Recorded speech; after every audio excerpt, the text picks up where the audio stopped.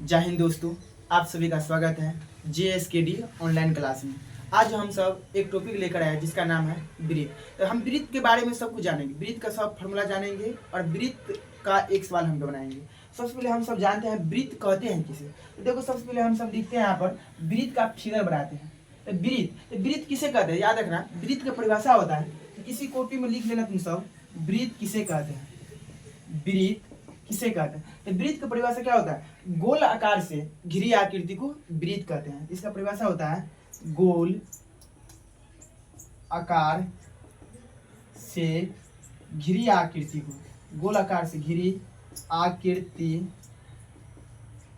को ब्रीथ कहते हैं। गोल आकार से घिरी आकृति को ब्रीथ कहते हैं। इसके बाद हम सब जानते हैं परिधि क्या होता है। तो ब्रीथ के जो चारों कदम का रेखा होता है उसे हम सब क्या कहते हैं, परिधि कहते हैं। तो परिधि का परिभाषा तो नहीं होता है, लिख लो यहाँ पर व्यास। तो व्यास किसे कहते हैं, व्यास याद रखना, जो ब्रीथ को दो बराबर भाग में बांट दे उसे हम सब क्या कहते हैं, व्यास कहते हैं। तो व्यास की परिभाषा लिख लो, व्यास किसे कहते हैं, लिखो इसका परिभाषा, जो ब्रीथ को दो बराबर भाग में बांट दे उसे व्यास कहते हैं। ब्रीथ का त्रिज्या होता है, याद रखना, ब्रीथ का त्रिज्या, व्यास का आधा को हम सब क्या कहते हैं, त्रिज्या कहते हैं। तो त्रिज्या की परिभाषा लिख लो, त्रिज्या किसे कहते हैं, व्यास के आधा को त्रिज्या कहते हैं। व्यास के आधा को त्रिज्या कहते हैं।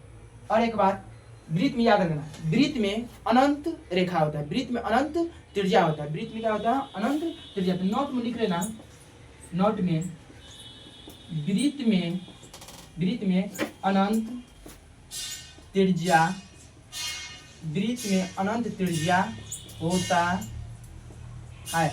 इसके बाद हम सब चलते हैं ब्रीथ का फॉर्मूला पे। एक नंबर फॉर्मूला लिखना तुम सब, ब्रीथ का क्षेत्रफल। तो ब्रीथ का क्षेत्रफल मतलब क्या होता है, ब्रीथ के अंदर में कितना जगह, उसे हम सब क्या कहते हैं, क्षेत्रफल कहते हैं। तो ब्रीथ का क्षेत्रफल का फॉर्मूला होता है पाई आर स्क्वायर।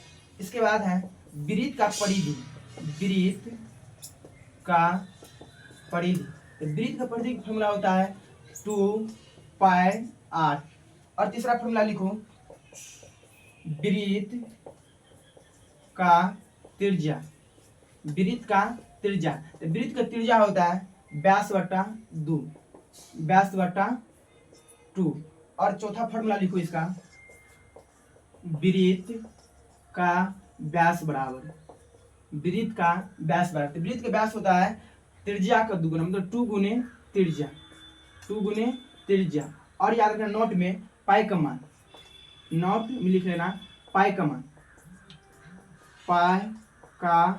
मान 22/7, दशमलव में याद रखना 3.14। अगर वीडियो अच्छा लगे तो अपने दोस्तों के पास शेयर करें, लाइक कमेंट और सब्सक्राइब करें। जय हिंद दोस्तों।